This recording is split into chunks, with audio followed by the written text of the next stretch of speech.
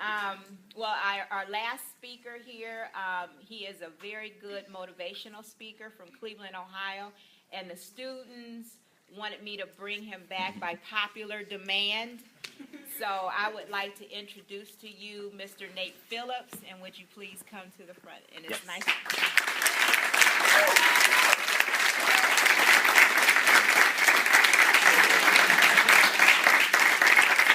Thank you, Mom. No, you're welcome. Mama C. Was that impressive? Yes. I'm blown away. I'm just saying. I mean, that's your future. Am I real? Yes. Biology, psychology, dual major, senior, leaving a year and a half early.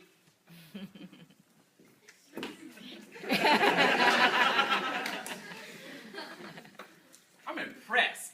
And it's through the guidance of these individuals, the staff. You know what I'm saying? That's a beautiful thing.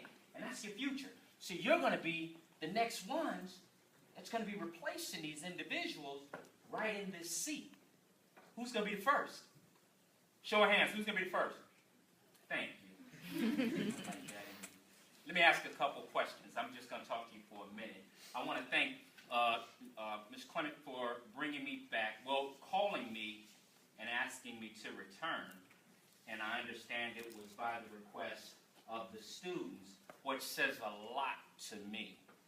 That's better than a paycheck to me. Because when you do what you love and love what you do, and just happen to get paid for it, it's a beautiful thing. Mm-hmm. When you do what you love and love what you do, and money has nothing to do with it, or things like that, it's even better. Trust me. You'll understand that this year as you go into your majors, because you chose them for a reason. Am I right? Mm-hmm. We're talking about your life calling, right? Mm-hmm. Right? So you chose them for a reason. So let's get busy. My name is Nate Phillips. I've got a company, a consulting company, enterprise, and I've been self-employed for about 8 years now. I've also got a youth organization called No Limit Leaders. Teaches leadership skills, life skills, golf lessons, horseback riding lessons. Our philosophy over the last 15 years has been, in order to achieve, you got to believe and never deceive. The capability of any possibility for versatility is the best ability. It's not to change who you are, but add on who you want to become. Only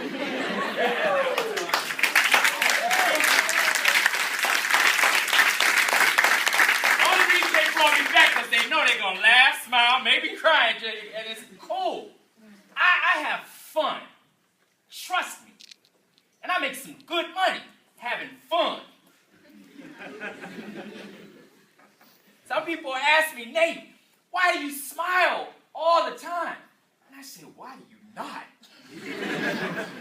You only knew where I came from. You feel me? But that's a real deal story. Tore up from the floor. My dad was killed when I was about 6 years old. My mother died of a heart attack in my arms by the age of 15, going on 16 years old.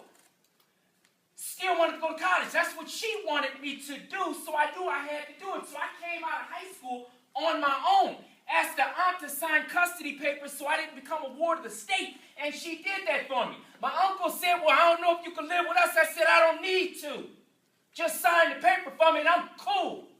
Because of how my mother reared me, what my mother instilled in me. She taught me how to cook, sew, clean, all of that. Women get angry today. And I can't help it. I say I got it from my mama. But I grew up with challenges, but it's a reason for that.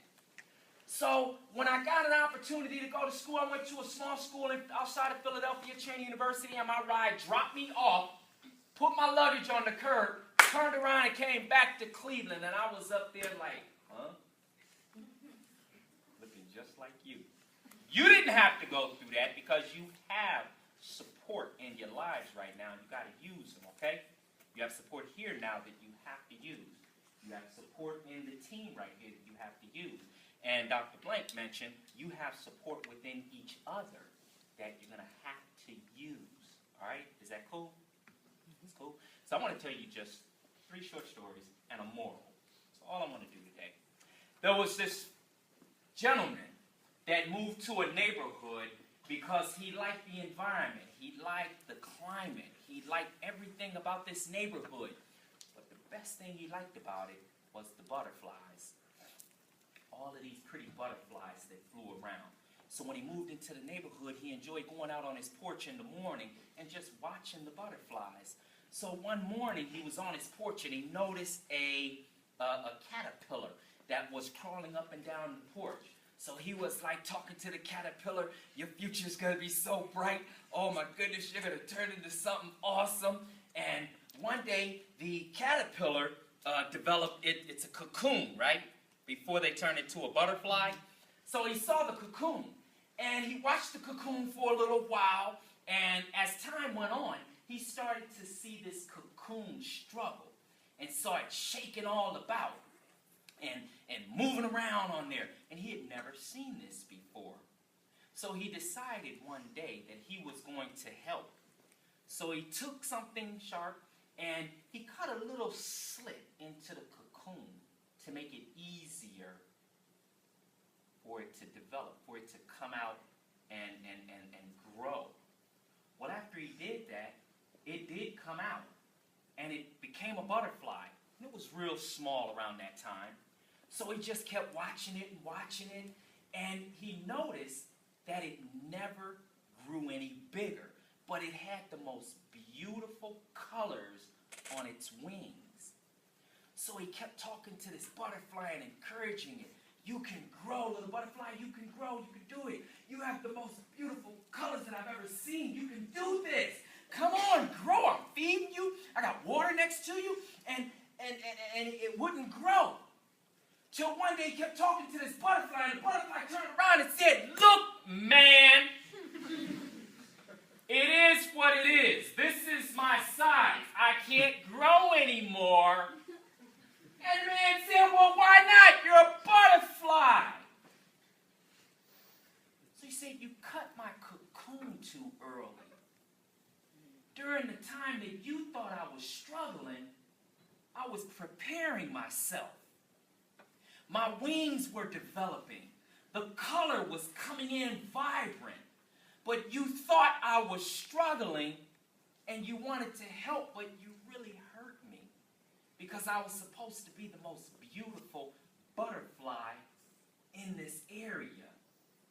And I'm not saying that I'm angry with you, but you should have let me develop a little bit longer, and I would have brought you the beauty that you were looking for. The moral to the story. Right now, you are going to go through some things where you're developing. You feel me? Trust and believe that. You are going through some things where you're developing. As young adults, you're developing. In your maturity, you're developing. In your body, you're developing. While you hit Kent State and you got on campus, you started looking around.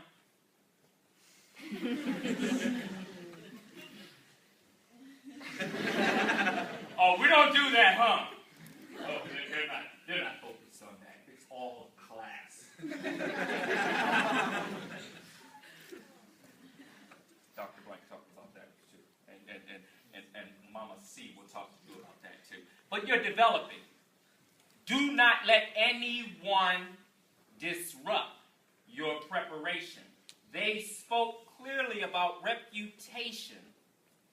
Okay? Can I keep it real with you for a second? Can I put a little netology on it? Buck wild now.